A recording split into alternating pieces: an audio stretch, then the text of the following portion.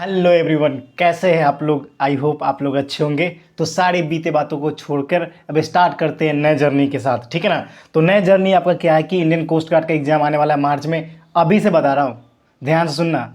अभी से कर जाओगे ना, अभी कुछ भी नहीं पढ़े होगे, अभी से स्टार्ट करोगे 15-20 दिन में आराम से क्वालिफाई कर जाओगे। ध्यान रखना, कौन कौन बातों क्या पढ़ना है, क्या नहीं पढ़ना है, कैसे तैयारी करना है, वो सब चीज़ एक एक चीज़ आपको बताऊँगा, ठीक है ना।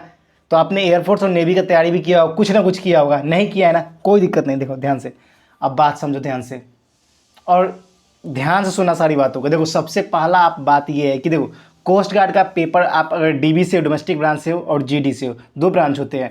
देखो अगर डीबी की बात करें तो डीबी में आपका arithmetic, math, reasoning, GK, GS, English सब मिक्स आते हैं। 60 क्वेश्चन के आते हैं, ठीक है ना। तो 60 क्वेश्चन के आते हैं, लेकिन इसमें कट ऑफ जो जाता है वो कितने नंबर चल जाता है, 50, 51, 52, उतना भी आप ला सकते हो। ध्यान सुनना सारी बातों को। जिसमें से होता क्या है कि कट ऑफ 50, 51, 48, 49 इतना पे सिलेक्शन होता है। फाइनल की बात कर रहा हूँ। तो देखो ध्यान से, अब क्या करना है आपको, आपको जितने भी पढ़े हो ना, सबसे पहले करना क्या, आपको पहला रिवीजन करना है उस सबको। दूसरा दूसरा मोस्ट इंपॉर्टेंट, मॉक टेस्ट लगाना है। मॉक टेस्ट लगाना ही लगाना है, चाहे कम आए ज़्यादा आए, लेकिन हर दिन एक एक मॉक टेस्ट लगाना है 15 दिन तक। क्योंकि 15 दिन लगाओगे तो आपको हर एक दिन नया नया पैटर्न के क्वेश्चन पता चलेगा और उसके आइडियाज़ पता चलेंगे, ठीक है ना। टाइम मैनेजमेंट पता चलेगा, तब आप अच्छा स्कोर कर पाओगे, समझ रहे हो ना। और आप लोग करते क्या हो कि टाइम कम रहता है तो कुछ क्वेश्चन सॉल्व करते हो, बाकी जल्दी जल्दी से तुक्का मारना स्टार्ट कर देते हो। यही खेल गड़बड़ हो जाता है आपका, पता है। आपको करना क्या है, सबसे स्ट्रैटेजिक बेस्ट प्लान क्या है आपका, कि करना क्या हुआ कि आपको कम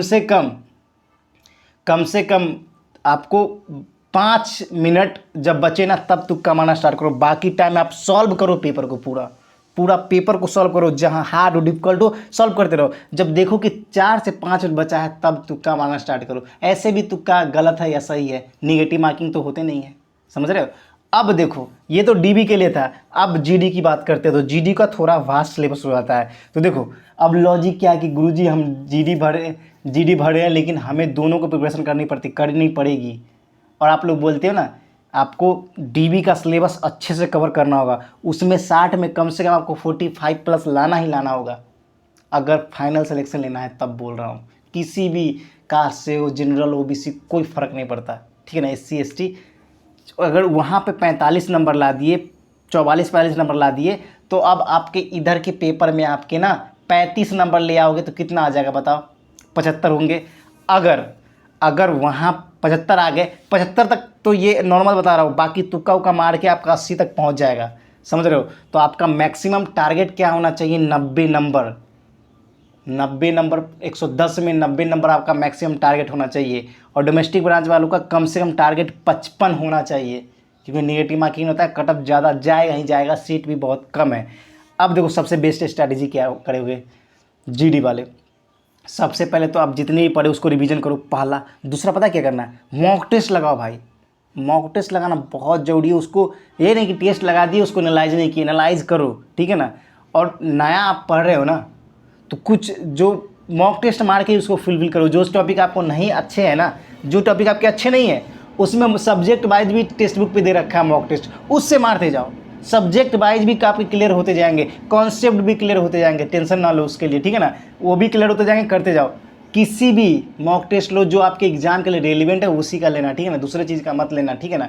और एक और चीज़, सबसे बड़ी इंपॉर्टेंट बात पता है, गेम आप हारते हो कब हो, बहुत पढ़ लेते हो, बहुत पढ़ लेते हो, लेकिन एग्ज़ाम में ना थोड़ी सी जब कैलकुलेशन आती है ना, आपकी डर लगना स्टार्ट होता है, यार ये गलत कर दिया, मैं ये गलत कर दिया।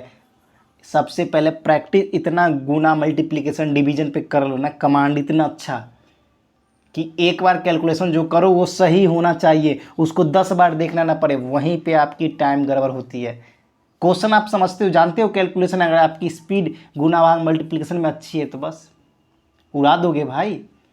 और खुद से मल्टीप्लिकेशन गुना भाग करते रहो, इसको लगातार करते रहो, तभी बढ़ेगी स्पीड। और यही आपको टाइम बचाएगा। अगर क्वेश्चन पढ़ने में थोड़ा टाइम चला भी गया हिंदी क्वेश्चन में, तो कैलकुलेशन से आप टाइम बचा लोगे, समझ रहे हो।